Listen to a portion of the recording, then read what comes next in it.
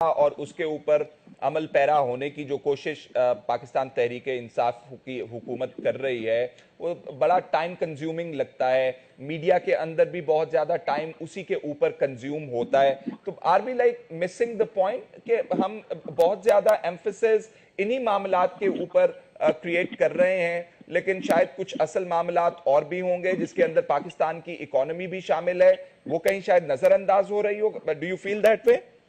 बिल्कुल नजरअंदाज। देखें जी, ये कोई आसान काम तो नहीं होता। अगर प्राइम मिनिस्टर का फोकस तमाम तर फोकस पाकिस्तान की तरजीहात पर नहीं होगा और पकड़ धकड़ पर होगा, तो जाहिर सी बात है वो जो तरजीहात है, जो अवाम है, जो दादू और मुरीद के और सियालकोट में बैठ के इंतजार कर रहे हैं और जो रोज ये सुनते हैं कि जी आज ये महंगाई का बम इसलिए गिराया गया है कि पिछली हुकूमत की वजह से, तो फिर आप ये बता दें कि या तो फिर इलेक्शन से पहले आप झूठ बोल रहे थे।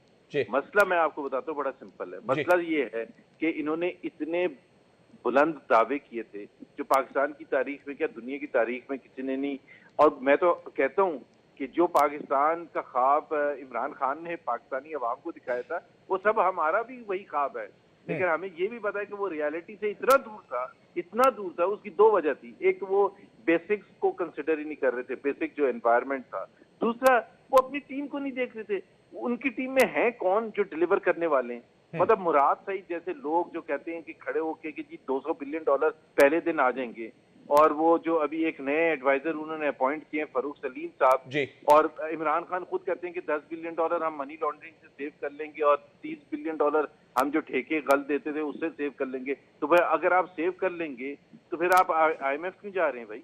ठीक। IMF की चक्की में क्यों लोगों को आप धकेल रहे हैं? इतनी मुश्किल हालात में क्यों धकेल रहे हैं? उनकी कंडीशंस क्यों मान रहे हैं? फिर जब आप सेव ही कर लेंगे, तो बात यह है कि इनके पास सोल्यूशन है नहीं। तो इन्होंने अब एक बात को कहीं ना कहीं तो अपना दिफा करना है कि जी लोग ये पूछेंगे जी आप तो आए थे डिलीवर करने के वादे पर, आप तो वो सुहाना ख्वाब दिखा